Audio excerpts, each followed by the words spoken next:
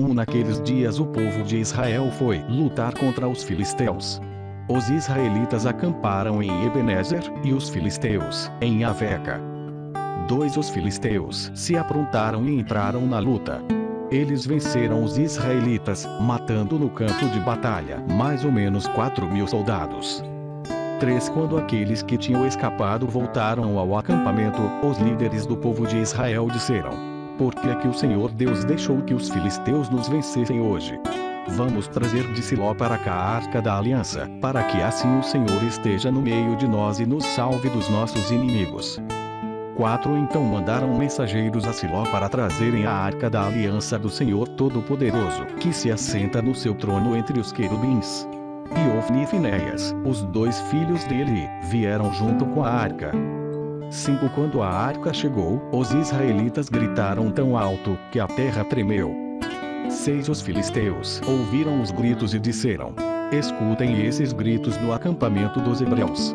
O que será que aconteceu? Quando souberam que a arca da aliança do Senhor havia chegado ao acampamento hebreu, os filisteus ficaram com medo e disseram: um Deus chegou ao acampamento dos israelitas. Ai de nós! Nunca aconteceu uma coisa assim.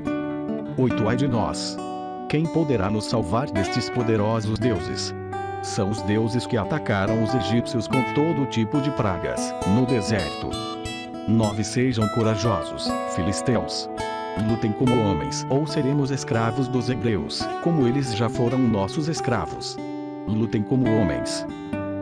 Assim os filisteus lutaram. Os israelitas foram vencidos e fugiram correndo para as suas casas.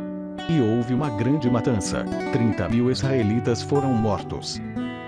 Então os filisteus tomaram a arca de Deus, e Ofni e Finéias, os filhos dele, foram mortos.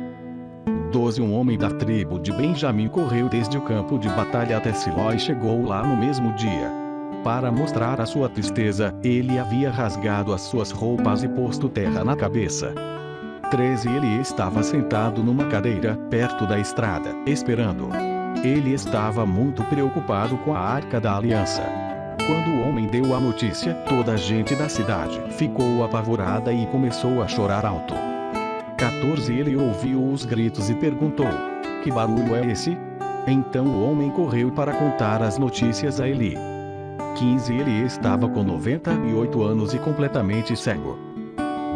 O homem disse: eu fugi da batalha e hoje mesmo vim correndo de lá até aqui. O que aconteceu, meu filho? Perguntou Eli. O povo de Israel fugiu dos filisteus. Respondeu o mensageiro: foi uma terrível derrota para nós. Além de tudo, os seus filhos Ofni e Finéias foram mortos, e os filisteus tomaram a arca da aliança. Quando ouviu falar na arca, Eli caiu da cadeira para trás, perto do portão da cidade. Ele estava muito velho e gordo. Por isso, quando caiu, quebrou o pescoço e morreu. Eli foi o líder do povo de Israel 40 anos. A nora de Eli, a mulher de Finéias, estava grávida e já quase na época de ter a criança. Quando ela soube que a arca de Deus havia sido tomada e que o seu sogro e o seu marido tinham morrido, começou a ter as dores de parto e deu à luz. Ela estava morrendo, mas as mulheres que a ajudavam disseram: tenha coragem.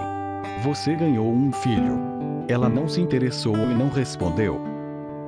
Mas deu ao menino o nome de Icabô, explicando: a glória saiu de Israel. Disse isso, falando da tomada da arca de Deus e da morte do seu sogro e do seu marido. Ela disse: a glória saiu de Israel, pois a arca de Deus foi tomada pelos nossos inimigos.